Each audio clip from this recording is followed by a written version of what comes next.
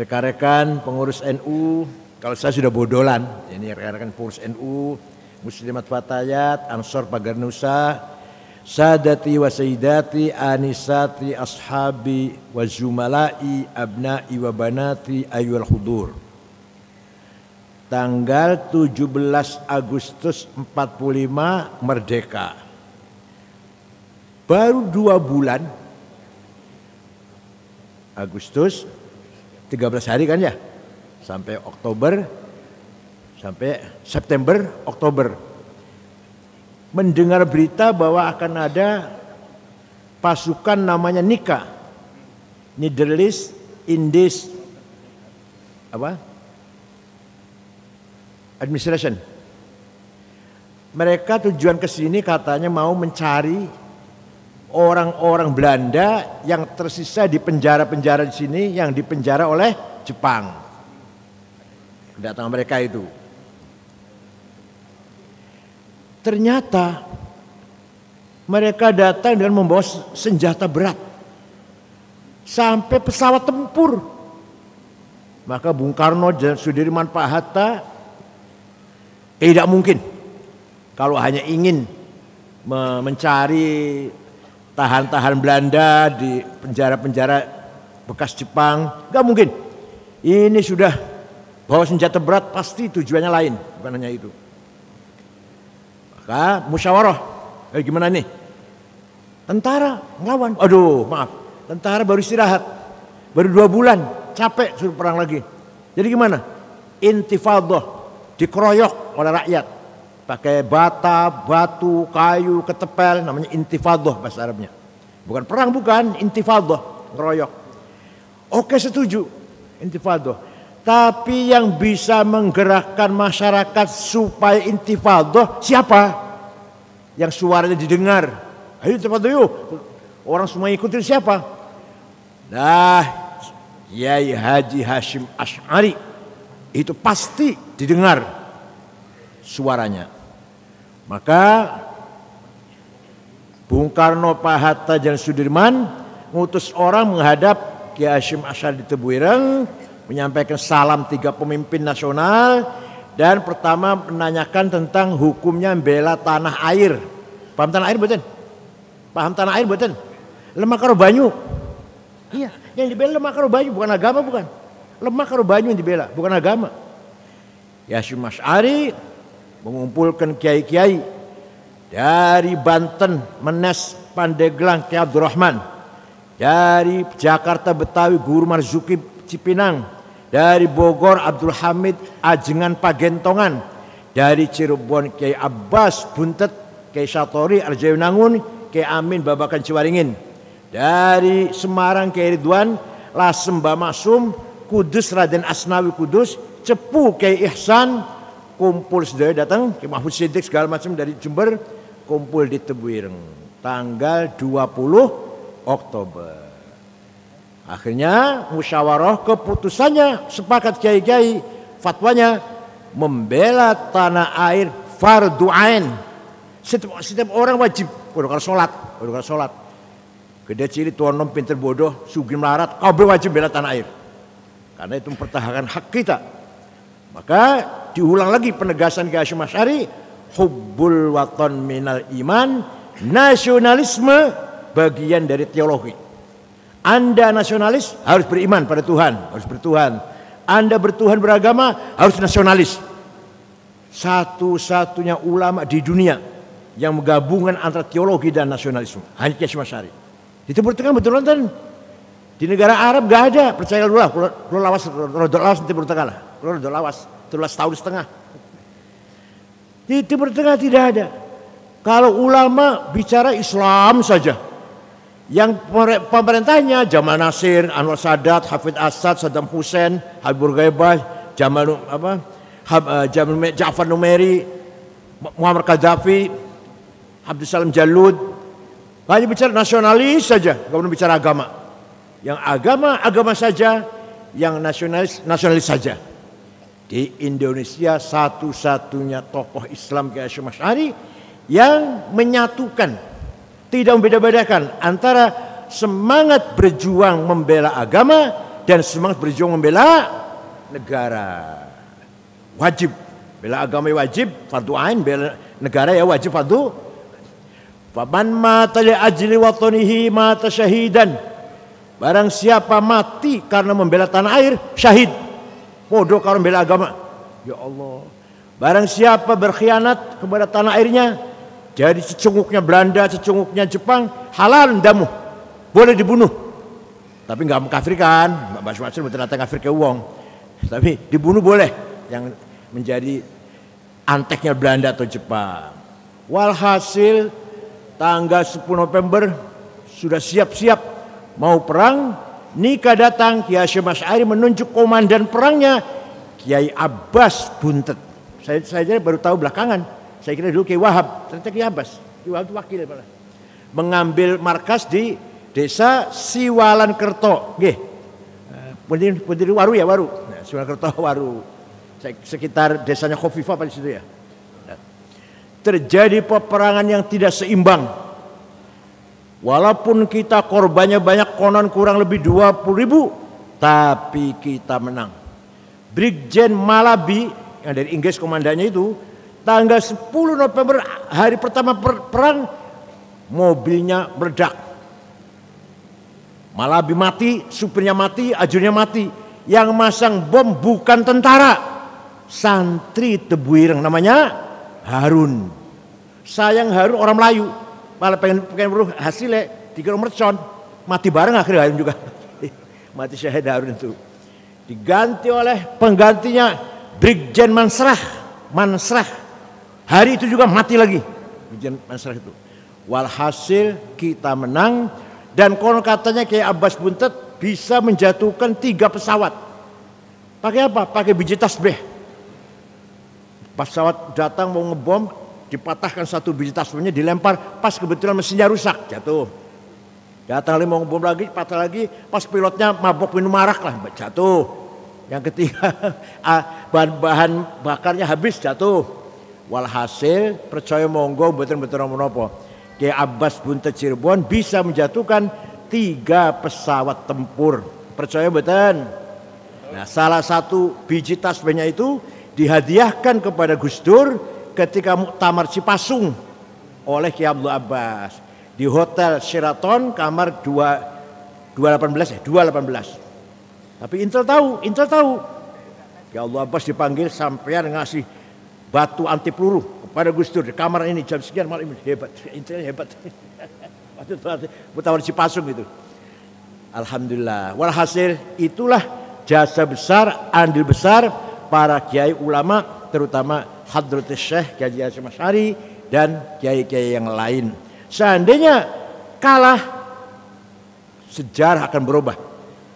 Kemerdekaan bukan 17 Agustus, entah tanggal berapa, mundur itu. Bukan 1945 kalau kita kalah. Nah, terus rapat, ketika rapat BPUPKI, sebagian umat Islam menghendaki apa? Negara Islam. Yang non Muslim dari Indonesia Timur nggak setuju. Nggak setuju negara Islam. Kalau dipaksakan negara Islam, kami keluar dari Indonesia. Ada 7 kata piagam Jakarta dengan berkewajiban menyelesaikan Islam bagi para pemeluknya. Kiai Wahid Hasyim bapaknya Gus Dur pulang ke Tebuireng. Waktu belum ada WA, belum ada SMS. Pulang Tebuireng, menceritakan masalah kepada bapaknya Kiai Hasyim Asy'ari. Kiai Hasyim jawab, "Sik tak sholat dulu ya, nanti malam tak sholat. Besok pagi saya jawab." Malamnya sholat, besoknya jawab, "Wahid, kembali ke Jakarta. Saya setuju." 7 kata dicoret. Kenapa? Yang penting Indonesia kuat dulu, bersatu dulu, kuat dulu, kokoh dulu. Di atas tanah air yang kuat itulah kita dakwah. Masjid, pesantren, madrasah, istighosah, sholawatan di atas tanah air yang kuat. Itu benar sekali Mbak Hasyim itu. Coba Afghanistan, begitu melawan Soviet rame-rame, Soviet kalah lari. Setelah bebas dari Soviet, bukan Islam, nasionalis, perang saudara. Negara Islam enggak kecapean, korban sangat banyak di Afghanistan. Begitu pula Somali, begitu pula Libya. Dengan terbunuhnya Muammar Gaddafi sampai sekarang belum stabil. Sudah berganti-ganti presiden, tak berapa puluh orang itu ganti-ganti terus. Walhasil kita punya kelebihan. Kenapa? Kita sudah mempunyai prinsip hubbul waton minal. Di Timur Tengah nggak ada. Di negara Arab betul nonton. Jargon itu betul nonton. Itulah jasanya Kiai Haji Hasyim Asy'ari. Oleh karena itu Kiai Hasyim Asy'ari dianggap pahlawan nasional. Coba, ulama pahlawan nasional. Kiai Hasyim juga pahlawan nasional. Ulama pahlawan nasional. Tinggal Gus Dur. Gus Dur kita perjuangkan tuh. Kiai Wahab juga ulama pahlawan nasional. Kiai Zainal Arifin mantan Perdana Menteri zaman Bung Karno, ulama pahlawan nasional. Siapa lagi? Kiai Asad ya. Kiai Asad pahlawan nasional. Pak Idham Khalid yang gambarnya ada di uang 5.000 itu. Itu juga ulama pahlawan nasional. Di Timur Tengah nggak ada. Yang mujahid fiddin mujahid mawon, yang nasional mawon. Di kita satu orang ulama dan pejuang nasional. Kiai Hasyim Asy'ari jauh sebelumnya tahun belasan, waktu itu pemerintahan Islam masih dipegang khilafah sentralistik di Turki, namanya Utsmaniyah atau Ottoman. Tapi waktu itu tahun belasan, Ottoman khilafah Utsmaniyah la haula wala quwata. Semua wilayahnya dijajah oleh penjajah. Irak, Mesir, jajah Inggris, Sudan jajah Inggris, Suriah, Lebanon, Tunis jajah Prancis, Libya jajah Itali, Indonesia Belanda. Kiai Hasyim Asy'ari sudah waskito. Ini nanti khilafah akan bubar nih.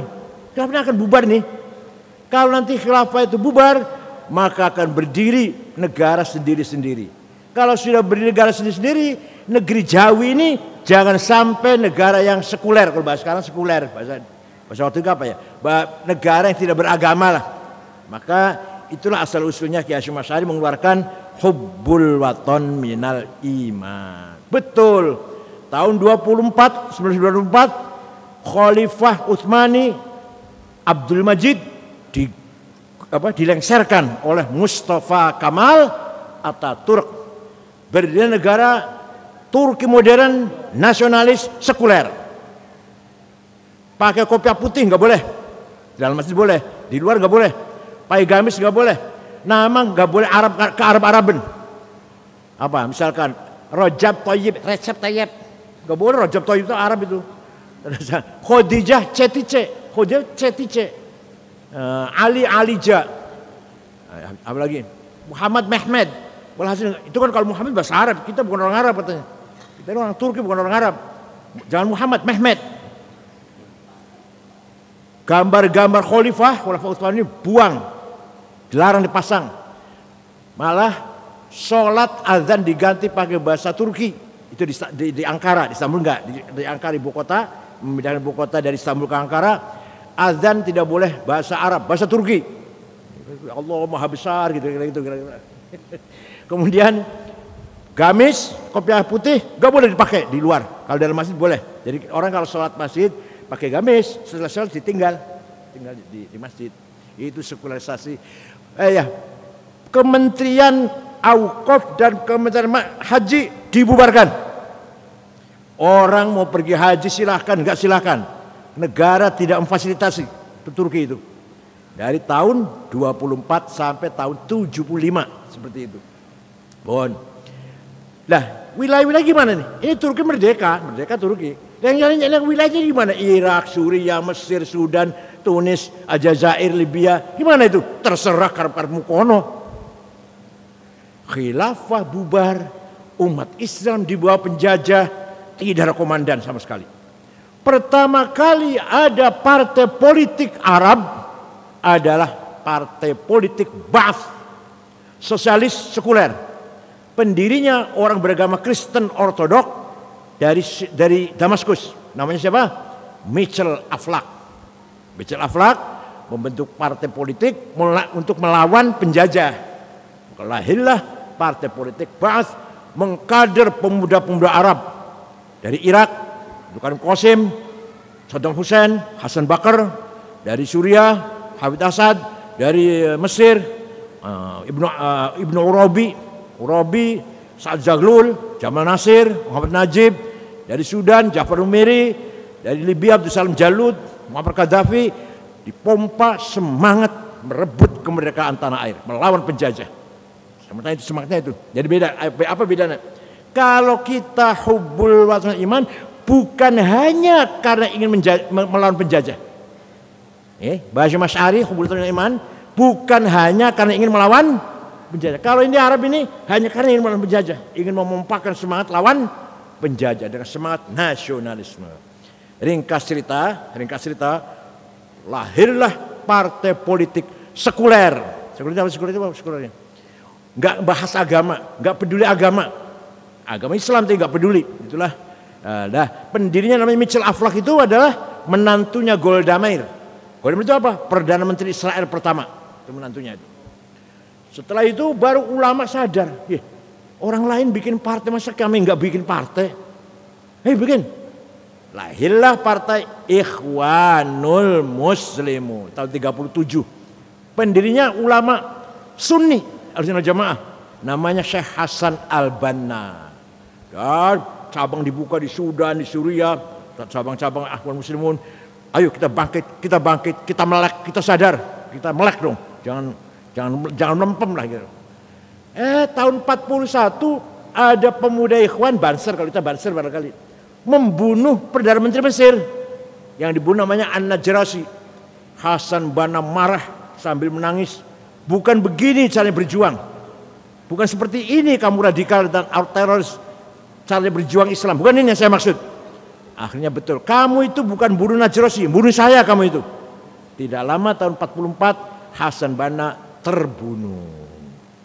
Hasan Banna terbunuh, gantinya. Nah, makanya hati-hati kalau cari ganti itu.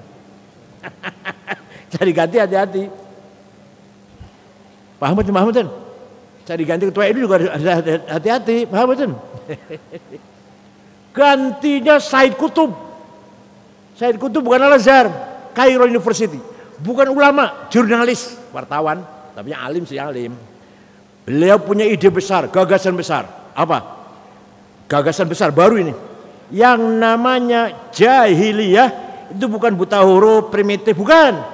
Jahiliyah adalah an-nidhamus siyasi ghair nidhamul islami. Sistem politik yang bukan dari Islam, jahiliyah. Jadi apa itu?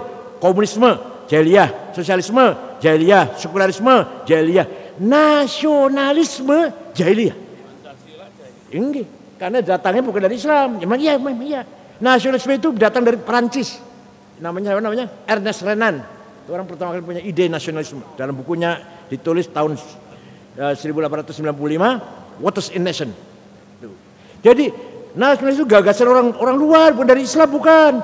Kalau Islam khilafah, maka ketua atau mursyid am Ikhwan Muslimun Said Qutb membuat panduan kitab buku resmi namanya Ma'alim fit Thariq. Sampai sekarang beredar di anak-anak namanya tarbiyah. Katanya kalau di UIN sedikit, yang banyak di UB ya, terus ITS, banyak ITS, Undip, banyak, UI, IPB, ITB. Sekarang agak reda sih. Mengkaji bukunya Said Qutb. Tadi Ma'alim fit Thariq tadi. Namanya kelompok tarbiyah. Tahun 65 mencoba berontak, kudeta. Ingin menggulingkan Presiden Jamal Nasir. Gagal, tangkap. Semua dibunuhin, orang 6 digantung di Tahrir Square. Said Qutb, Zaki Muhandis, Fuad Muhandis, siapa lagi ya, banyak lah. Walhasil Hasan Hudaybi digantung, ditonton oleh rakyat di Tahrir Square. Ikhwan dibubarkan. Ikhwan dibubarkan. Lahir yang lebih radikal lagi. Namanya Jamaah Takfir wal Hijrah. Jamaah atau Takfir wal Hijrah tahun 69. Itu Nasrah, macam-macam. Ada ISIS belakangan. Kalau ISIS 1000% made in Israel. ISIS itu 1000% made in Israel. Pendirinya namanya Mus'ab Zarqawi. Umur 22 tahun, anak Jordan, domisili di Tel Aviv. Kalau ISIS, makanya nggak pernah bunuh orang non Muslim. Ini bunuh orang Islam terus kalau ISIS. Kalau Al-Qaeda bunuh non Muslim. Wah, konvoi tentara Amerika dibom, itu Al-Qaeda itu, Osama bin Laden itu. Nah dari Jawa Timur ada namanya Gus Amrozi, Gus Ali Gufron, Gus Mukhlas, Gus Ali Imron. Berangkat ke Malaysia maunya nawaitunya apa? Kerja di kebun sawit. Sampai ke Johor Malaysia jumpa dengan Gus Abu Bakar Basir dan Gus Abdullah Sungkar. Pelarian dari Indonesia karena mau ditangkap menjadi NII. Dari Islam Indonesia NII. Ketemu akhirnya nggak jadi kerja di kebun sawit. 4 orang ini berangkat ke Afghanistan, dilatih ke bom, cara merangkai bom dan seterusnya lah. Terjadilah terorisme jaringan di Indonesia. Imam Samudra, kalau di Malangnya Salim bin Mubarak At-Tamimi, Malang itu. Terus kalau Batang Dul Matin, kalau Pemalang Hisham Bawazir, Umar Patek namanya. Kalau Cirebon Saifuddin, Kuningan Saifuddin Indramayu, Tegal Muhammad Ali, lagi Banten Imam Samudra. Nah, walhasil terbentuklah jaringan-jaringan radikalisme sampai terus di Indonesia. Semuanya merupakan by design, by big design, dengan khitah kubro dari non muslim, dari orang yang enggak senang dengan Islam. Fitnah muncul tanggal 9 November, 2 gedung di Washington, New York ditabrak dengan pesawat. Itu runtuhnya gedung bukan dari tabrak pesawat. Masa pesawat runtuhnya sampai habis ke bawah, di bawahnya sudah pasang bom. Pagi itu tidak ada orang Yahudi yang ngantor. Pagi itu nggak ada orang Yahudi yang ngantor, masuk kantor. Tahu akan terjadi. Ada lagi, Irak dituduh punya senjata kimia, senjata biologi yang akan bisa memusnahkan massal, gempur. Maka George Bush membentuk pasukan multinasional nyerang Irak. Alasannya apa? Alasannya ingin menghancurkan senjata Irak, yaitu bom kimia dan senjata biologi. Walhasil itulah semuanya adalah fitnah samar, gak jelas fitnah itu. Siapa benar, siapa salah, siapa dalangnya, siapa di belakang. Di Timur Tengah tuh rawan, gak jelas siapa di belakangnya, apa tujuannya. Kayak demo kemarin, kayak demo tanggal 25 Agustus kemarin. Apa tujuannya? Bu. Kalau demo yang ini belakangan protes dan tersetuju lah, itu jelas tujuannya itu. Karena tujuan jelas. Kita bela kiai, bela pesantren, ngoten nggih? Ya Allah. Tapi mereka tidak senang santri sudah lama, bukan barang baru. Nggih, dulu Masyumi Partai Islam jadi satu. Rois Akbarnya Ki Hasyim, Akbarnya. Ketua umumnya Pak Nasir, Muhammad Nasir. Ki Hasyim ya ketua, Muhammad Hasyim, ada Kasman Singa di Meja, ada Mulu Harjana Harahap, ada Mr. Rum. Nah, tapi ternyata dalam perjalanan selama 7 tahun tuh, Kiai Hasyim Asy'ari sering direndahkan. Kiai-kiai dari NU direndahkan, diremehkan, disingkur. Singkur ya bahasa Jawanya. Akhir tahun 52 NU menyatakan keluar dari Masyumi. Begitu Masyumi kata Masyumi, ayo keluar, silakan bikin partai sendiri. Orang bakal iso, sarungan sebagai partai orang bakal itu. Ternyata ikut pemilu tahun 55, pemilu yang sangat demokratis tahun 55 itu. Tahun 55 itu pemilu sangat sempurna, demokratis. NU mendapat suara ketiga, pemenang PNI, kedua Masyumi, ketiga Nahdlatul Ulama. Orang kaget semua tuh, kiai-kiai bisa bergaya partai. Pada sarungan, gak jelas, gudigen barang. Dari situlah antara Masyumi dan NU bersaing dari situ. Ketika Kiai Hasyim, bapaknya Gus Dur, kecelakaan di Bandung sampai wafat. Ya cuma wafatnya kecelakaan mobil. Gus Dur kan masih kecil ada tuh. Di mobil ada Gus Dur tapi selamat. Itu Pak Nasir, Rom, Kasman Singa di Meja, Berni Harahap gembira. Mendengar berita Wahid Hasyim mati gembira, kecuali satu, Pak Hamka menitikkan air mata. Ya orang Masyumi Pak Hamka, tapi mendengar Kiai Wahid Hasyim meninggal menitik air mata. Hanya Pak Hamka. Ini cerita gini, Gus Dur yang cerita ke saya begini nih. Nah jadi kita nggak heran kalau ada kelompok yang masih anti santri, anti pesantren dan anti kiai-kiai pesantren. Ya biarlah kita jalan terus, kita bangga, kita iftikhar menjadi santri yang kita tunjukkan santri adalah al-hisnul hasin, benteng yang kokoh dalam pertahankan ta'alum din Islami, nilai-nilai ajaran agama Islam. Tanpa pesantren tidak ada orang ngaji mustalah hadis. Tanpa hadis ada, kalau hadis ada, mustalah hadisnya nggak ada. Males lah, ngapain ini sahih, kenapa sahih, ini dhaif, kenapa dhaif, ini hasan, kenapa hasan, males. Yang penting ngambil hadis dari kalender Rahul Bukhari selesai. Rahul apa? Kalender, udah selesai. Daripada mikir-mikir sahih, kenapa sahih. Begitu pula tidak ada yang di luar pesantren mengkaji usul fiqh, ayat muhkamah, mutasyabihah, mutlaqah, muqayyadah, ammah, khosoh, majaz, hakiki, nasikhah, mansukh itu apa lagi? Males. Di luar pesan sudah enggak doyan. Itulah ilmu tajwid, ilmu qiraat, enggak ada yang doyan sudah. Padahal itu merupakan turas, hazanah yang berharga luar biasa. Bukan saya menghina. Silahkan tanya pada agama lain. Gereja misalkan. Romo, pendeta, panjenengan menawi maca Bible, Injil, wonten idhar, idgham, iqlab, qalqalah, mad lazim, matowi mboten nggih? Coba tanya. Jenengan nalika maca Taurat, Injil itu ono idhar, idgham, ikhfa, iqlab, qalqalah, mad lazim, matobi'i, huruf halak, huruf mad tal. Ada enggak? Jenengan menawi menceritakan cerita riwayat, ada enggak sanadnya? Kalau di kita Islam mau mengeluarkan hanya beberapa patah kata saja, la dharara wa la dirar. Sedikit ya. Itu dari siapa? Imam Bukhari. Dari siapa? Dari Nafi. Dari siapa? Dari Salim Maula Ibnu Umar. Dari Ibnu Umar. Dari Sayyidina Umar. Hanya kamu mengatakan satu patah kata sudah. Hadis sahih antara guru dan murid ketemu, muttasil. Gurunya apalan, enggak pernah lupa, thiqah. Yang ketiga dobit. Yang ketiga thiqah. Bisa dipercaya, gak pernah nyolong sendal di masjid, gurunya ini. Itu baru sahih itu. Yang keempat adil. Kurang satu, turun hasan, hadis hasan. Kurang dua, dhaif. Dhaifnya apa? Mauquf, muqata', mursal, mu'allal, mu'addal. Ya Allah, ini ilmu pesantren ini. Ilmu santri ini. Di luar pesantren gak ada itu.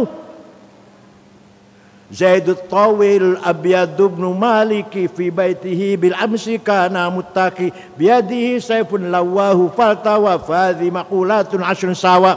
Kayaknya ngajinya tadi Zaidun Utaiman Zaid iku Ibnu Malik anak iku At-Tawil wong dhuwur, Al Abyadu kulita putih, Ibnu Malik anak Man Malik biya fi baitihi nang jero omahe bil amsi wingi kana mutagi tongkrong biadi saya pun tangan nyekel golok lawah bengkokaken sapa zat ing golok fata mau jadi bengkok opo golok kene betul paham itu namanya kategori 10 namanya Zaidun esensi atau ilu quantity al abyadu quality Ibnu Malik relasi fi baiti place bil amsi time kana mutaki posisi biadi saya pun to have lawahu aksi faltawa reaksi.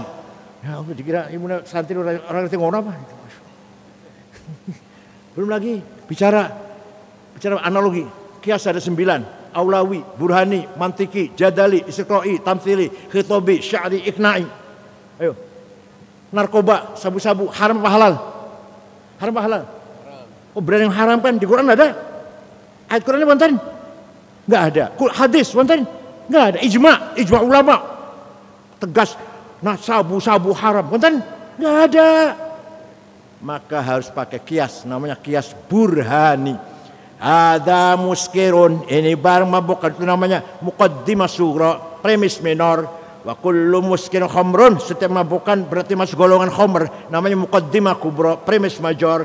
Wa kullu khamrin haram. Sedangkan setiap khamr itu haram. Namanya qaul syarih, legal statement. Maka fahadha haram, maka ini barang pun haram. Namanya natijah sadiqah, positive conclusion. Dikira ilmu pesantren tahlil mau apa di sana? Belum lagi kias aulawi. Di Quran ada, di Quran. Wala taqul lahuma uffi wala tanharhuma. Jangan bentak-bentak ayah ibu. Jangan ngomong kasar sama ayah ibu. Kalau gitu kita tempeleng aja. Tempeleng saja. Enggak boleh. Kenapa enggak boleh? Kias aulawi. Kalau bentak saja haram, ngomong kasar saja haram, lebih-lebih, luwi-luwi, nempeleng. Wala taqrabuz zina innahu kana fahisyatan wa sa'a sabila. Jangan mendekati zina. Apa jangan apa? Jangan apa? Mendekati zina. Lah zinanya? Jangan mendekati zina. Quran melarang. Yang dilarang Quran itu mendekati. Wala taqrabu, ojo marak-marak, ojo medek-medek. Az-zina pada zina. Kalau itu langsung saja gak usah medek-medek ya. Nah, kalau medek-medek saja, mendekati saja haram, lebih-lebih zinanya. Itu menggunakan kias dan dengan ada metode ijma dan kias. Ijma itu bayan akli secara kolektif, kias bayan akli secara individual. Dengan adanya dua ijma dan kias, lahirlah ilmu fikih. Ilmu fikih itu karena ada ijma kias. Kalau nggak ada ijma kias nggak ada ilmu fikih. Safinah, Fathul Qorib, Fathul Mu'in, Fathul Wahab, Majmu', Muhadzab, Al-Mahalli, 40 jilid. Karena ada ijma dan kias. Malah kebanyakan kias. Kebanyakan ilmu fikih itu dari kias. Ijma sedikit. Alhamdulillah kita bangga dengan prinsip kita, metode cara berpikir kita, mencapai epistemologi kebenaran yang kita cari dari bayan ilahi Quran, bayan nabawi hadis, dan bayan akli kolektif ijma, bayan akli syakhsi fardi namanya qiyas. Oleh karena itu kita nggak bisa meninggalkan Quran, hadis, ijma dan qiyas. Ini terangkan, kalau saya terangkan 2 tahun ini dikira gampang. Terima kasih, syukran wa dumtum. Selamat Hari Santri untuk kita semua. Kita bangga mempunyai hari nasional, Hari Santri. Mudah-mudahan dengan adanya peringatan Hari Santri ini, santri percaya diri. Santri apa? Percaya diri. Tidak rasa takut. Wala tahinu wala tahzanu antumul alaun in kuntum mu'minin. Jangan rendah hati, jangan kecil hati. Kamu harus menang kalau kamu betul-betul beriman. Jadi menang itu wajib, kalah itu dosa. Wala tahinu jangan kalah, wala tahzanu jangan rendah, jangan di bawah. Wa antum alaun, kamu harus menang. In kuntum mu'minin. Jadi kalau kalah dosa, menang wajib. Wal yakhshal ladzina taruku min khalfihim dzurriyyatan dha'afan khaufu 'alaihim. Jangan sampai mati meninggalkan anak yang melarat. Oleh karena itu kaya wajib, melarat dosa. Tenan. Ini Quran yang mengerti Quran aja. Walaqad katabna fi Zabur ba'd dzikr annal ardu ibadiyas salihun. Saya tetapkan dalam kitab Zabur bahwa kekayaan alam semesta ini nikel, batu bara, mangan, boksit, besi, tembaga, kuningan, batu bara, apalagi minyak, gas, emas, berlian di Indonesia ada semua ini. Uranium ada untuk hamba-hambaku yang soleh, untuk kita-kitaan. Tapi ternyata orang Indonesia masih ketinggalan, nggak punya itu. Dosa itu. Al-Quran perintahnya kita harus kaya. Kita harus apa? Kaya. Wal yakhshal ladzina tarku min khalfihim min dzurriyyatin. Wal yakhshal ladzina tarku min khalfihim dzurriyyatan dhi'afan. Ojo sampai mati meninggalkan anak cucu yang melarat. Kira-kira kita mati meninggalkan anak cucu yang kaya raya. Kita lihat nama orang kaya 50 orang. Nomor 1 Prayogo Pangestu, nomor 2 Budi Hartono, nomor 3 Sinarmas, nomor 4 Antoni Salim, nomor 5 Tanoto, nomor 6 Khairul Tanjung. Tak golei wong NU Malang betul wonten. Samsuri apa? Jumadi, Solikin, betul nonton. Nomor 39 Haji Muhammad Bayu yang punya taksi Bluebird. Nomor 40 Haji Rashid dari Kalimantan Tengah. Itu orang Islam tuh. Jadi Khairul Tanjung yang punya Transtv 7 ini, orang umat Islam. Terus Muhammad Bayu dan Haji Rashid. Itu masih ketinggalan. Dosa betul, dosa. Pinter wajib. Thalabul ilmi fardhatun, nggih. Pinter itu wajib. Jadi kalau bodoh ini dosa. Pinter wajib, bodoh dosa. Sugih wajib, melarat dosa. Menang wajib, kalah. Syukran wa dumtum fil barakati wan najah. Wallahul muwaffiq ila thoriq. Wal yatalattaf ala sya'ran nabikum ahada. Wassalamualaikum warahmatullahi wabarakatuh.